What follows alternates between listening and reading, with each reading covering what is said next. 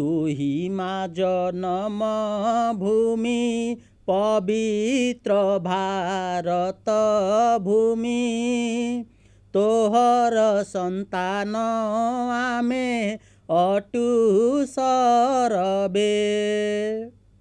आमे माने समस्ते भारतर संतान।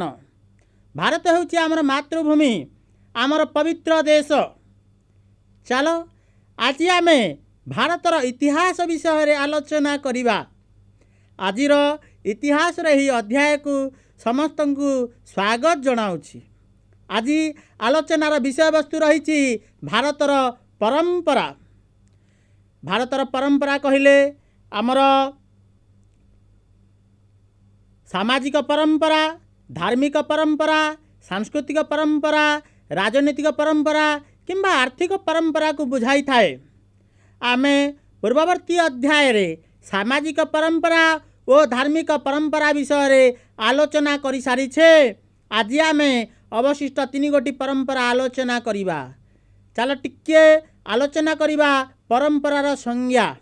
एही परंपरा कोनसी जाति, गोष्ठी, समाज किंबा राष्ट्र पुरुषानुक्रमिक भाव रे तांकर जो सुस्थ लोकरीति, धर्म, विश्वास, जीवनशैली जदि परवर्ती पीढ़ी ग्रहण करी से अनुसार परिचालित होइथांती ताकू आमे कहिबा परंपरा।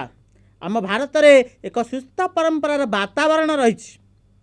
चलो आमे माने सांस्कृतिक परंपरा, राजनीतिक परंपरा और अर्थनैतिक परंपरा विषय रे आलोचना करिबा। प्रथम पर्याय रे आमे आलोचना करिबा सांस्कृतिक परंपरा विषय रे। सांस्कृतिक परंपरा को आमे 5 गोटी विभाग रे चलो प्रथमे विभक्त करिबा।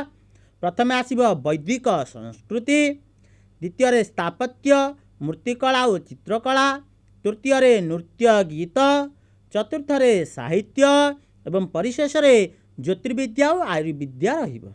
चलो आमे प्रथमे आलोचना करिबा वैदिक संस्कृति। तुम सामने रही गोटे फटोचित्र, वैदिक संस्कृतिर फटोचित्र। यही वैदिक संस्कृति जहाँ आमर भारतर सबठारु उन्नत उच्चतम श्रेष्ठ संस्कृति। यही वैदिक संस्कृति रे आमर वेदर प्रभाव रही ऋक्, साम, यजुर, अथर्व वेदर।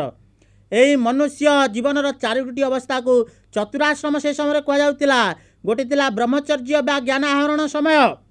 से समय ब्रह्मचर्य ज्ञान आहरण करिवे। से समय पिला माने ज्ञान आहरण करुतिले। गृहस्थ बा सांसारिक जीवन समय गोटे पिलाटीए ज्ञान आहरण कर सारा परे से सांसारिक जीवन बिताई थाए। तापरे वानप्रस्थ बा तपस्या मग्न हेब एवं परिशेष रे संन्यास बा आत्मसंयम सहित सत्य और धर्म प्रचार पाई निज समय को अतिबाहित करिवो। यह आमको आमर वैदिक परंपरा शिखाई थाए। ब्रह्मचर्य, गृहस्थ, वानप्रस्थ एवं परिशेष रे संन्यास जहाको आमे चतुराश्रम बोली कहूछे।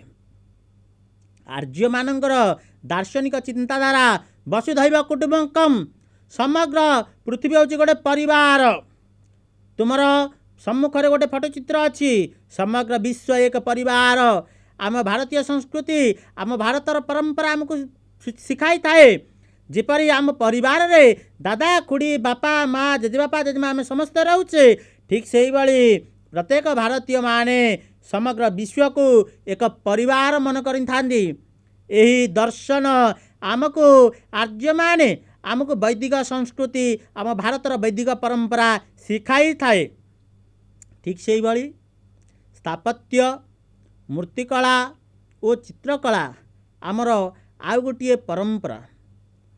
चला टिके आलोचना करिबा। आमर कारीगरी मानक द्वारा माटी रे हो, पत्थर रे हो, धातु रे हो देव देवी, पशु, पक्षी समस्त मूर्ति सब निर्मित होइछि। जहाँ फल मूर्तिकलार परंपरा आम भारत में सृष्टि होइछि। आमे जदि प्राग ऐतिहासिक समय को फेरी जावा, से समय मध्य चित्रकर माने भिन्न भिन्न शैली चित्र अंकन करुथिले। मूर्तिकला और चित्रकला पाई आमर भारत सारा पृथ्वी रे ख्यात। तुमे माने निश्चिंत भाव रे कहि परिबो, गोटे उदाहरण दे परिबो। कोणार्क मंदिर जहाँ आम उत्कलर एक मंदिर कलार एक नमूना जहाँ को देखी सारा विश्व आश्चर्य होता है। केवल कोणार्क नुहे, सांची स्तूप हो, विभिन्न प्रकार चित्रकला हो, आमर पिपिली चांदुआ आर्ट हो, ये सबू आम भारत रे विशेष स्थान, विशेष स्वतंत्र स्थान अर्जन करछि जहाँ विश्ववासी प्रेरणार उत्स। ये जो भारत ये जो परंपरा अन्य कौन सी देश रे आम देखा पाइबा नहीं। ठीक से भाई नृत्य गीत होउछि आउ गोटे परंपरार उदाहरण। शास्त्रीय नृत्य और गीत व्यतीत विभिन्न अंचल लोकनृत्य, स्थानीय नृत्य, लोकगीत, लघु संगीत, सामाजिक बा धार्मिक उत्सव मानकरे ये सब परिवेषण करा जाए। यह हूँ एक भारतर एक परंपरा। पिला माने आम जिते पर्वपर्वाणी हुए कि कौन उत्सव होता है ताहाले विभिन्न प्रकार नाच, विभिन्न प्रकार संगीत रो सब आयोजन करा जाता है। से ड्रामा हो, दासकाटिया हो, पाला हो, नृत्य गीत से सबू आयोजन करा जाता है।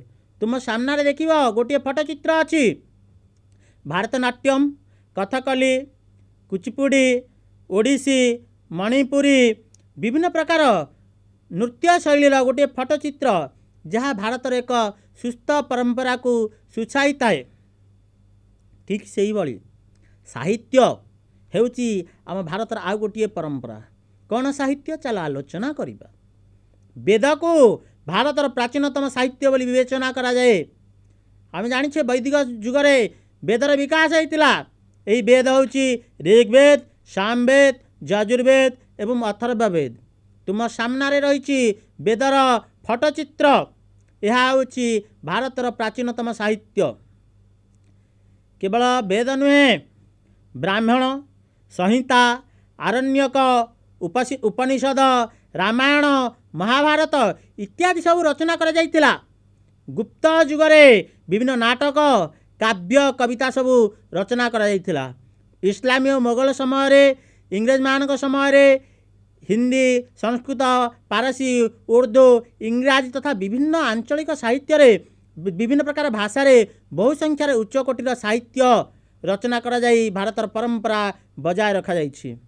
तुम सम्मुखरे वेदर फटोचित्र, उपनिषदर फटोचित्र, रामायण एवं श्रीमद् भागवत गीतार फटोचित्र अछि।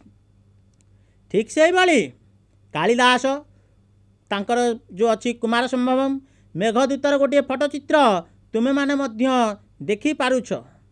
ये सब साहित्य आम भारत रे एक साहित्यिक परंपरा सृष्टि करिछि। ठीक से ही भाई ज्योतिर्विद्या और आयुर्विद्या मध्य आमर एक भारतर परंपरा। ज्योतिष वेदांगरे और अथर्ववेद रे ज्योतिष विद्या और आयुर्विद्या विषय वर्णना होइछि। ज्योतिष वेदांग और अथर्ववेद रे ज्योतिष विद्या और आयुर्विद्या विषय वर्णना करा जाइछि। पृथ्वीर अनेक देश भारतर ज्योतिर्विद्या और आयुर्विद्या संपर्क में ज्ञान आहरण करिसेंति। आमर चिकित्सा विज्ञान क्षेत्र में बहु वैज्ञानिक उपकरण और पद्धति आविष्कृत होते सुद्धा आम भारतर जो पारंपरिक आयुर्वेद चिकित्सा एवं जनप्रिय। तुम सम्मुख अच्छी गोटे फटोचित्र। आमर जो आयुर्वेदिक मेडिसिन आम कहुचे ताहा केवल भारत में नुहे पृथ्वी रे यार लोकप्रियता धीरे धीरे बढ़िबारे लागिछि। यह होची आमर गोटे परंपरार नमूना। पिला माने एबे आमे परवर्ती पर्याय भारतर राजनैतिक परंपरा विषय आलोचना करिबा। ए राजनैतिक परंपरा को आमे 5 गोटी विभाग रे चाल विभक्त करिबा। प्रथम रे गणतंत्र, द्वितीय रे साधारणतंत्र, तृतीय रे स्वायत्त शासन, चतुर्थ रे शासनर विकेंद्रीकरण एवं परिशेष रे प्रशासनिक पद्धति। प्रथमे चाल आलोचना करिबा गणतंत्र। यह किपरि गोटे राजनैतिक परंपरार उदाहरण। गण माने लोक, तंत्र माने शासन। गणतंत्र कहिले लोक मानकर शासन को आमे बुझिबा। ताहाले ए गणतंत्र कोन एबे आम भारत रे अछि कि? आम 1947 अगस्ट 15 जो आमे स्वाधीन होले सेबठारु गणतंत्र अछि कि? ना। वैदिक जुग को चलो फेरी जा। वैदिक जुग को सभा और समिति नाम रे 2टा अनुष्ठान रहितिला। केतेटी अनुष्ठान? 2टी। गोटेला सभा आ गोटेला समिति। सभारे ଧନୀ ବିଜ୍ଞ ବୟୋବୃଦ୍ଧ ବ୍ୟକ୍ତିମାନେ ରହୁଥିଲେ। ସମିତିରେ ସବୁ ଶ୍ରେଣୀର ଲୋକ ଏପରିକି ସାଧାରଣ ଲୋକଙ୍କୁ ମଧ୍ୟ ସେଥିରେ ସଦସ୍ୟ ରୂପେ ଗ୍ରହଣ କରାଯାଇଥିଲା। ରାଜ୍ୟର ବିଭିନ୍ନ ଗୁରୁତ୍ୱପୂର୍ଣ୍ଣ ନିଷ୍ପତ୍ତିରେ ଏହି ସଭା ସମିତି ନିଷ୍ପତ୍ତି ନେଉଥିଲେ। ତୁମ ସମ୍ମୁଖରେ ଅଛି ଆମର ଭାରତ ପାର୍ଲାମେଣ୍ଟର ଫଟୋଚିତ୍ର ଏବଂ ମତଦାନର ଫଟୋଚିତ୍ର। ଆମ ଭାରତର ଏହି ପରମ୍ପରା ଏବେ ସୁଦ୍ଧା ବି ଆମ ସମାଜରେ ପ୍ରଚଳିତ, ଆଗକୁ ମଧ୍ୟ ରହିବ ଏହି ଭାରତର ସୁସ୍ଥ ଗଣତାନ୍ତ୍ରିକ ପରମ୍ପରା। ଠିକ୍ ସେହିଭଳି ସାଧାରଣତନ୍ତ୍ର ହେଉଛି ଭାରତର ଆଉ ଗୋଟିଏ ପରମ୍ପରା। ଆମର ଜାନୁଆରୀ 26 ଆମେ ପ୍ରତିବର୍ଷ, ତୁମେମାନେ ଜାଣିଛ, ରିପବ୍ଲିକ୍ ଡେ ପାଳନ କରୁଛେ ସାଧାରଣତନ୍ତ୍ର ଦିବସ ଭାବରେ। ଚାଲ ଆମେ ଟିକେ ଆଲୋଚନା କରିବା। କ'ଣ ଏବେ ଆମର ଯେଉଁ ଗଣତାନ୍ତ୍ରିକ ରାଷ୍ଟ୍ର ଭାବେ ଭାରତ ପରିଚିତ ହୋଇଛି, କିନ୍ତୁ ପରମ୍ପରା ରହିଆସିଛି ଋକ୍ ବୈଦିକ ଯୁଗରୁ। କ'ଣ ଋକ୍ ବୈଦିକ ଯୁଗରୁ? ଚାଲ ଟିକେ ଆଲୋଚନା କରିନେବା। ଋକ୍ ବୈଦିକ ଯୁଗରେ ଗଣ ନାମରେ ପରିଚିତ କେତେକ ସାଧାରଣତନ୍ତ୍ର ଥିଲା। ସେଗୁଡ଼ିକ ଗଣପତି ବା ଜ୍ୟେଷ୍ଠଙ୍କ ଦ୍ୱାରା ଶାସିତ ହେଉଥିଲା। ଆମେ ଜାଣିଛେ ଆମ ଭାରତରେ 16ଟି ମହାଜନପଦ ଥିଲା। 16ଟି, ସେଥିରୁ ଭିଜି ଆଉ ମଲ୍ଲ ସାଧାରଣତନ୍ତ୍ର ରାଜ୍ୟ ଥିଲେ। 14ଟିରେ ରାଜା ଥିଲେ, କିନ୍ତୁ ଭିଜି ଆଉ ମଲ୍ଲ ସାଧାରଣତନ୍ତ୍ର। ଏ ଭିଜି ସାଧାରଣତନ୍ତ୍ର 8ଟି ବଂଶ ବା ଗୋଷ୍ଠୀର ଏକ ରାଜ୍ୟ ସଂଘ ଥିଲା। ଆମେ ଆଶ୍ଚର୍ଯ୍ୟ ହୋଇଯିବା, ପୁରାତନ ସମୟରେ ଯେତେବେଳେ 16ଟି ମହାଜନପଦ ଥିଲା, ଆମ ଭାରତରେ ମଧ୍ୟ ସାଧାରଣତନ୍ତ୍ର ଶାସନ ହେଉଥିଲା। ଗୋଟେ ହେଲା ଭିଜି ଆଉ ଗୋଟେ ମଲ୍ଲ। ଭିଜିରେ ଥିଲା କେତୋଟି? 8ଟି ବଂଶ ବା ଗୋଷ୍ଠୀର ଏକ ରାଜ୍ୟ ସଂଘ ଥିଲା। ଏହାର ଜନପ୍ରତିନିଧି ସଭା ଓ ନିର୍ବାଚିତ ରାଜା ଥିଲେ। ତୁମ ସମ୍ମୁଖରେ ମହାଜନପଦ, ଯେଉଁ ଆମର 16ଟି ମହାଜନପଦ ଅଛି, ଅଙ୍ଗ ବଙ୍ଗ ମତ୍ସ୍ୟ କୁରୁ ପାଞ୍ଚାଳ ଭଜି ମଲ୍ଲ, ଏସବୁ ଗୋଟେ ମାନଚିତ୍ର ଅଛି। ଏହି 16ଟି ମହାଜନପଦରୁ ଭଜି ଓ ମଲ୍ଲ ଥିଲେ ସାଧାରଣତନ୍ତ୍ରର ନମୁନା। ଅର୍ଥାତ୍ ଭାରତର ଏ ଯେଉଁ ସାଧାରଣତନ୍ତ୍ର ପରମ୍ପରା ଆମର ପୁରାତନ କାଳରୁ ଜାରି ରହିଛି। ଠିକ୍ ସେହିଭଳି ସ୍ୱାୟତ୍ତ ଶାସନ ହେଉଛି ଆମ ଭାରତର ରାଜନୈତିକ ପରମ୍ପରାର ଗୋଟିଏ ଉଦାହରଣ। କ'ଣ ସ୍ୱାୟତ୍ତ ଶାସନ? ଚାଲ ଆମେ ଆଲୋଚନା କରିବା। ଗ୍ରାମ ସ୍ତରରେ ସ୍ୱାୟତ୍ତ ଶାସନ ବ୍ୟବସ୍ଥା ବୈଦିକ ଯୁଗରୁ ରହିଛି। ଆମର ଦେଖିବା ଗ୍ରାମ ସ୍ତରରେ ଗ୍ରାମ ପଞ୍ଚାୟତ, ବ୍ଲକ ସ୍ତରରେ ପଞ୍ଚାୟତ ସମିତି, ଏଇଭଳି ସବୁ ରହିଛି ଆମର ତ୍ରିସ୍ତରୀୟ ଶାସନ ବ୍ୟବସ୍ଥା। କିନ୍ତୁ ଏହା ବୈଦିକ ଯୁଗରୁ ମଧ୍ୟ ରହିଛି। ରାମାୟଣ, ମହାଭାରତ, ବୌଦ୍ଧ ଜାତକକୁ ଯଦି ଯିବା, ତାହେଲେ ସେଠାରେ ମଧ୍ୟ ସ୍ୱାୟତ୍ତ ଶାସନ ବ୍ୟବସ୍ଥା ପ୍ରଚଳିତ ହୋଇଥିଲା। ଆମେ ଯଦି ସମ୍ରାଟ ଚନ୍ଦ୍ରଗୁପ୍ତ ମୌର୍ଯ୍ୟଙ୍କର ପୌର ଶାସନ ବ୍ୟବସ୍ଥାକୁ ଦେଖିବା, ତାହେଲେ ଆମେ ଜାଣିପାରିବା ଯେ ଏହି ସ୍ୱାୟତ୍ତ ଶାସନ ବ୍ୟବସ୍ଥା ଆମ ଭାରତରେ ବହୁତ ପୁରୁଣା। ଲର୍ଡ଼ ରିପନ୍ ଯେତେବେଳେ ଭାରତର ବଡ଼ଲାଟ ହେଲେ 1882 ମସିହାରେ, ଲର୍ଡ଼ ରିପନ୍ ସେ ସ୍ଥାନୀୟ ସ୍ୱାୟତ୍ତ ଶାସନ ବ୍ୟବସ୍ଥା ପ୍ରଚଳିତ କରିଥିଲେ। ଏହି ଯେଉଁ ସ୍ୱାୟତ୍ତ ଶାସନ ବ୍ୟବସ୍ଥା ଆମ ଭାରତରେ ଅତି ପ୍ରାଚୀନ। ଠିକ୍ ସେହିଭଳି ଶାସନର ବିକେନ୍ଦ୍ରୀକରଣ ଭାରତର ଗୋଟିଏ ପରମ୍ପରା ରହିଛି, ରାଜନୈତିକ ପରମ୍ପରା। ଶାସନର କ୍ଷମତା ଜଣଙ୍କ ହାତରେ ରହିବନି କି ମୁଷ୍ଟିମେୟ ଲୋକଙ୍କ ହାତରେ ରହିବନି। ବର୍ତ୍ତମାନ ଯେପରି ଶାସନ କ୍ଷମତା ସମସ୍ତଙ୍କ ହାତରେ ରହିଛି, ବିକେନ୍ଦ୍ରୀକରଣ ହୋଇଛି ଶାସନର, ଠିକ୍ ସେହିଭଳି ଏହା ପୁରାତନ କାଳରୁ ଚାଲି ଆସିଥିଲା। ଯଦି ଆମେ ଯିବା ବୈଦିକ ସଭ୍ୟତାକୁ, ରାଜା ସର୍ବୋଚ୍ଚ ଶାସକ ଥିଲେ ସୁଦ୍ଧା ପରିବାର ଠାରୁ ଆରମ୍ଭ ହୋଇଥିଲା। ଗ୍ରାମ, ତାପରେ ଥିଲା 20 ଜନ ବା ଗୋଷ୍ଠୀରେ ଟୋଟାଲ ଶାସନକୁ ବିକେନ୍ଦ୍ରିତ କରାଯାଇଥିଲା। ପରବର୍ତ୍ତୀ ସମୟରେ ମୌର୍ଯ୍ୟମାନେ, କୁଷାଣମାନେ, ଗୁପ୍ତମାନେ, ସୁଲତାନୀୟ, ମୋଗଲ ଏବଂ ଇଂରେଜମାନେ ମଧ୍ୟ ଏହି ଶାସନର ବିକେନ୍ଦ୍ରୀକରଣ ଉପରେ ଗୁରୁତ୍ୱ ଦେଇଥିଲେ। ବର୍ତ୍ତମାନ ତୁମେ ଜାଣିଛ, ଗ୍ରାମଠାରୁ ଆରମ୍ଭ ହୋଇ ବ୍ଲକ, ସବ୍ ଡିଭିଜନ ବା ଆମେ ଯାହାକୁ କହୁଛେ ଉପଖଣ୍ଡ, ଜିଲ୍ଲା ଏବଂ ପ୍ରଦେଶରେ ଶାସନ ବିକେନ୍ଦ୍ରୀକରଣ କରାଯାଇଛି। ଏବଂ ଆମର ସର୍ବୋଚ୍ଚ ଉପରେ ରହିଛି କେନ୍ଦ୍ରୀୟ ଶାସନ। ଅର୍ଥାତ୍ ଆମ ଭାରତରେ ବହୁ ପୂର୍ବରୁ ଆମର ଶାସନର ବିକେନ୍ଦ୍ରୀକରଣ ବ୍ୟବସ୍ଥା ରହି ଆସିଛି। ଠିକ୍ ସେହିଭଳି ଶାସନର ବିକେନ୍ଦ୍ରୀକରଣ ପରି ପ୍ରଶାସନିକ ପଦ୍ଧତି ଆମ ଭାରତରେ ବହୁତ ପୁରୁଣା। କ'ଣ ପ୍ରଶାସନିକ ପଦ୍ଧତି? ବୈଦିକ ଯୁଗକୁ ଚାଲ ଫେରିଯିବା। वैदिक जुगरू आरंभ करी एपर्यंत आम प्रशासनिक व्यवस्थार एक परंपरा आम देखा पाउछे। आमर भारतर शासन मुख्य को साहाय्य करने गोटे मंत्रिमंडल रही एवं शासन नीतिगुड़िक कार्यकारी होगापी अमलातंत्र रही। पूर्वर से भली अमला माने वैदिक जुगरू आज पर्यंत राजा मान पाखे रोते गुमास्ता माने एबे मध्य से परंपरा चली आसी। पिला माने एबे आमे आलोचना करिबा भारतर शेष परंपरा अर्थनीतिक परंपरा को। चलो अर्थनीतिक परंपरा कौन आमे देखिनबा।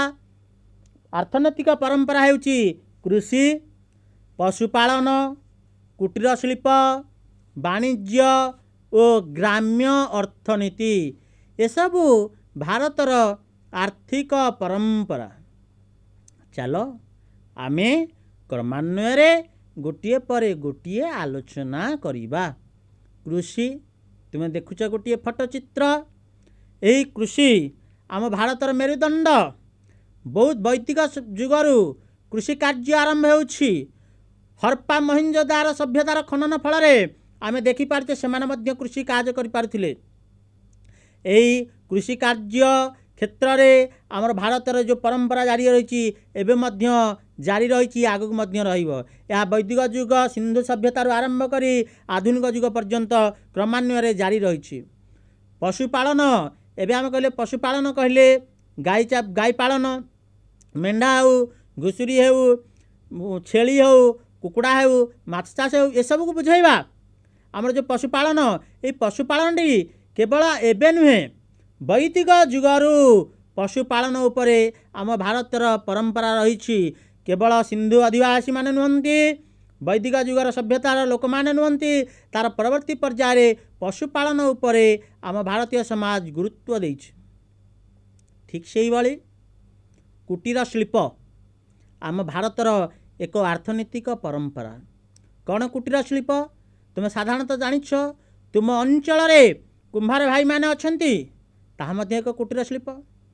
कंसारी भाई माने अछंती जो माने कंसा पितल तैयारी करंती से मध्य कुटीर शिल्प। तुम देखिबा बाउंस, पाछिया, बोझ ए सब तैयारी होता है, यह मध्य कुटीर शिल्पर गोटे उदाहरण।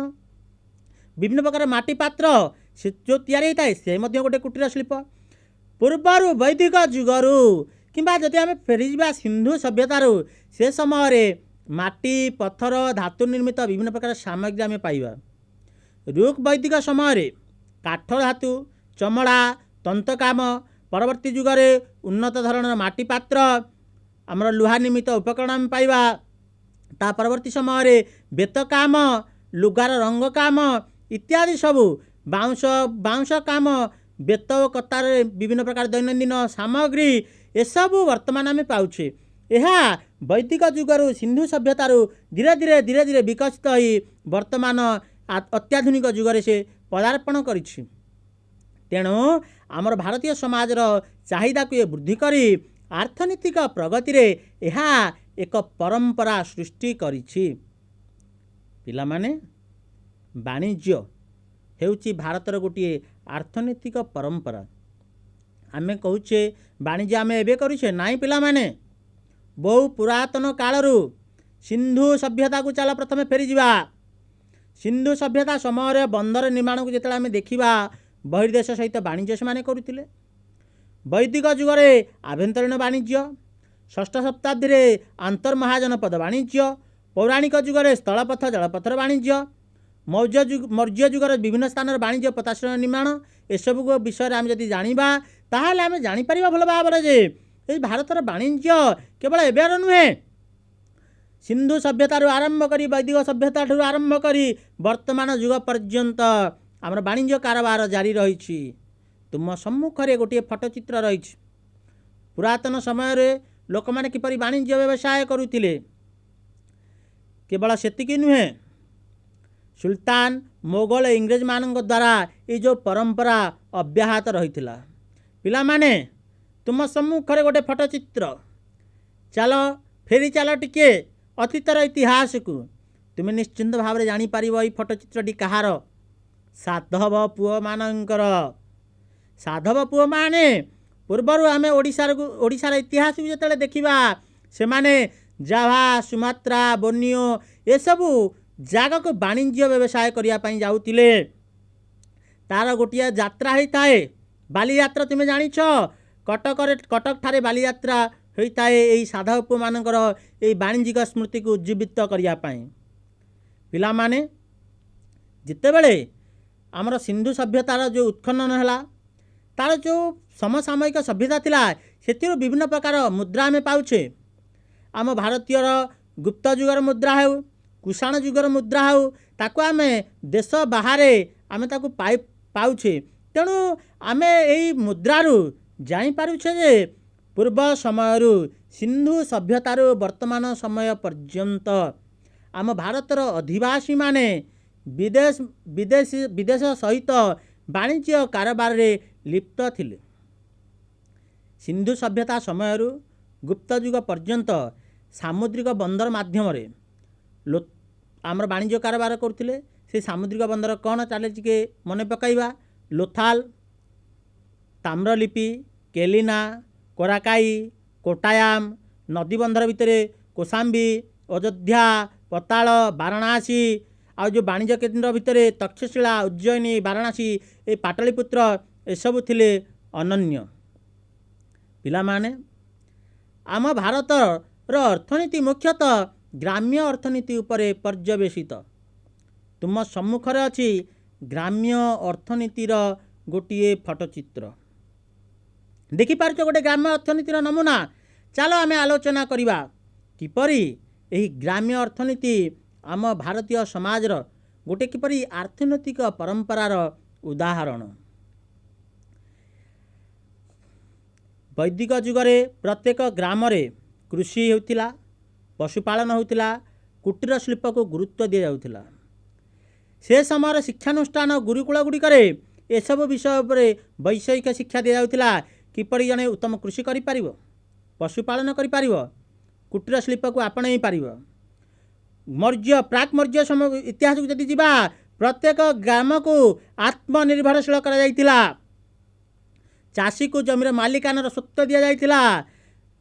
आजिर भारतीय अर्थनीति रे पुरातन समय अर्थनैतिक उपादान पद्धति को आम भल भाव में देखि पारुछे। आजिर ग्राम्य अर्थनीति आधार में निर्धारित एथिरे ग्राम्य अर्थनीतिर परंपरा प्रतिफलित। वैदिक जुगर आज पर्यंत आम भारत में ग्राम्य अर्थनीति उपरे जोर दिया जाइछि। तुम सम्मुखरे गोटे फटोचित्र पशुपालन कृषि यहाँ उपरे एवं कुटीर शिल्प उपरे ग्राम्य अर्थनीति विशेष भाव में निर्भर करिथाए। आमे जेते सब आलोचना कले विभिन्न प्रकार परंपरा प्रत्येक क्षेत्र में थिबा भारतीय परंपरार प्राचीनता और निरवच्छिन्नता सुस्पष्ट। प्रत्येक परंपरार प्राचीनता रही एवं निरवच्छिन्न भाव में यह गढ़ी आसी। यह सिंधु सभ्यतार आरंभ करी वर्तमान पर्यंत वैदिक जुगर आरंभ करी वर्तमान पर्यंत यही परंपरा जाति धर्म वर्ण निर्विशेष रे प्रत्येक भारतीय को संगठित करिछि श्रृंखलित करिछि एकत्र करि पारिछि। बहुत सुखर कथा आनंदर कथा। आम भारत रे सामाजिक और वैज्ञानिक शिक्षार उन्नति होगा फल पुरातन समय जो कुसंस्कार थिला किछि अंधविश्वास थिला और सांप्रदायिक थिला ताहा धीरे धीरे लोप पाउछि। पिला माने आज आमे भारतर परंपरा विषय रे आलोचना करुथिले। सांस्कृतिक परंपरा राजनैतिक परंपरा और अर्थनैतिक परंपरा यही तीन गोटी परंपरा आमे संपूर्ण भाव में आलोचना कर सारिछे।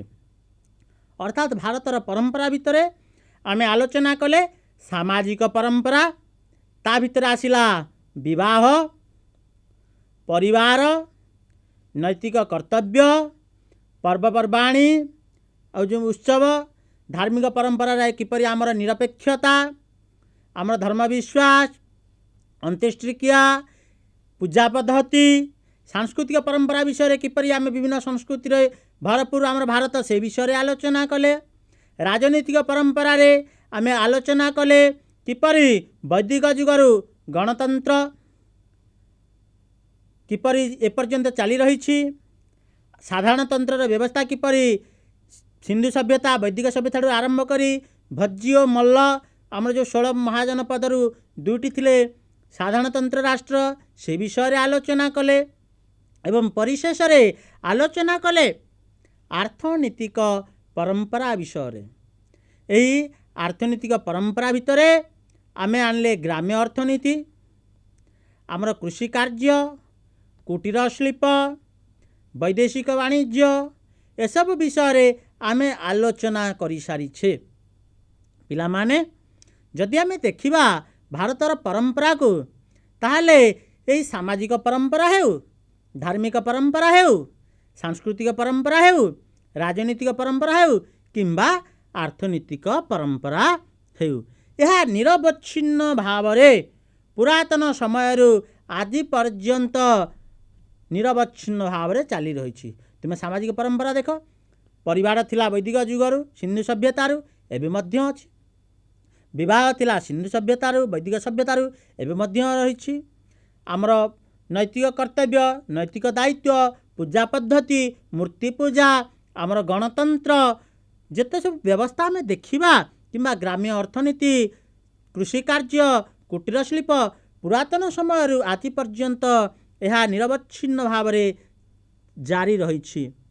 आम भारतर संस्कृति, आम भारतर परंपरा अत्यंत उच्च कोटीर।